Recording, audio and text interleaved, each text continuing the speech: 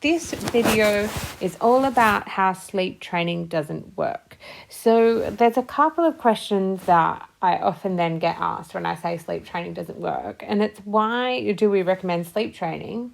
And then also, what does it do if it doesn't work, right? So first up, I want to go through why we recommend sleep training. So I feel that pretty much all parents have the same goals. So the goals that I see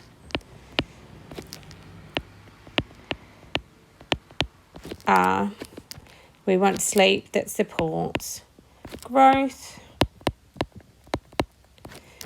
development,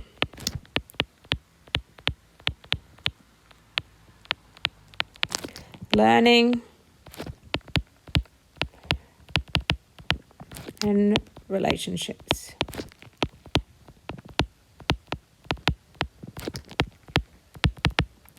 Right? So basically all parents have these goals to have that sleep that supports the growth, development, learning, and relationships of their child. Okay, but essentially what we're told is to get to those goals, the two things that we're aiming for are self-settling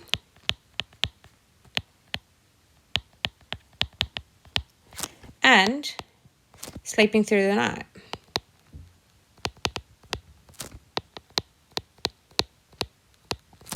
But the thing is that nobody actually tells you that self-settling and sleeping through the night actually are really meaningless when it comes to quality sleep, right? So basically these are like this model, so self-settling, sleeping through the night, they're basically aiming for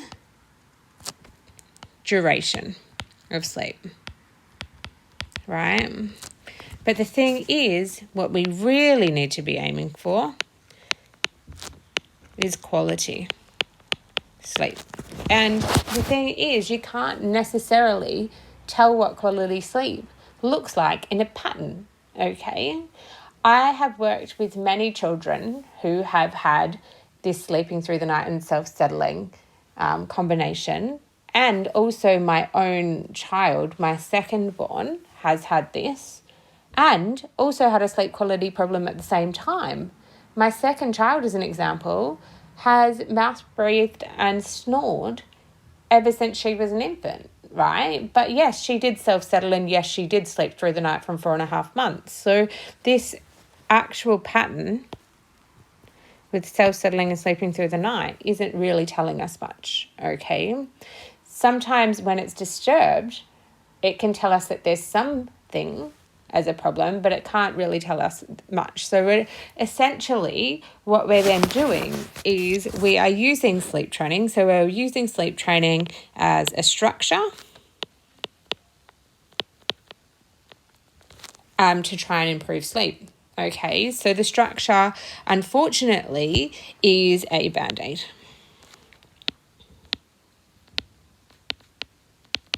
And the thing is, essentially new research has actually found that it doesn't work, right? So this is actually research proven now that it doesn't work. So when I say it doesn't work, what I mean is that it doesn't actually change the frequency of waking. So no change in waking.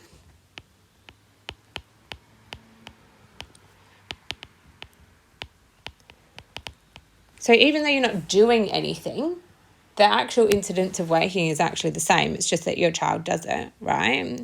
And it's not more restful, okay?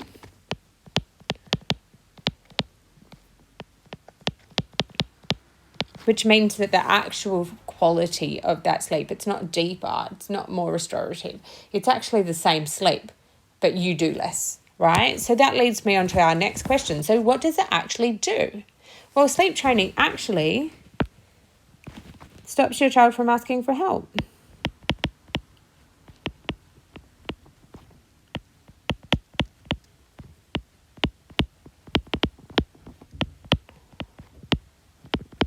So that's literally the only thing it does. So then it then poses the question, if all it's doing is stopping them from asking for help, it's certainly not then meeting our goals to support our child's growth, development, learning, and relationships, is it? Okay. So essentially, I want to talk about a little bit further about what it does. All right. So when you have a pattern for sleep that's actually off the neurological norm, you get what's called a risk response. Okay.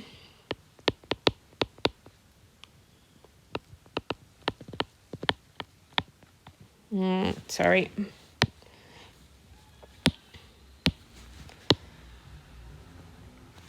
I knew that was going to fit. So risk response. And when we have a risk response, that means that the brain is actually noticing that there's a problem. And the part of the brain that actually notices there's a problem is called the amygdala. Okay, so the amygdala notices that there is a problem in the brain. Okay, now essentially when the amygdala notices there's a problem in the brain, it flags on the risk. It tells the body, hey, hang on a second, this is not quite right. And it causes one of two things. It causes either a forced wake up or resistance. Right? So essentially we've got this forced wake up or we've got resistance. Now, basically that means that the body has decided that being awake is safer than being asleep. So what then sleep training is doing is it's actually asking the brain to stop responding to the risk, even though it's still there. So essentially it's like a bulldozer. Right? But the thing is, this bulldozer is actually not that effective. So essentially it will then put it into a submission.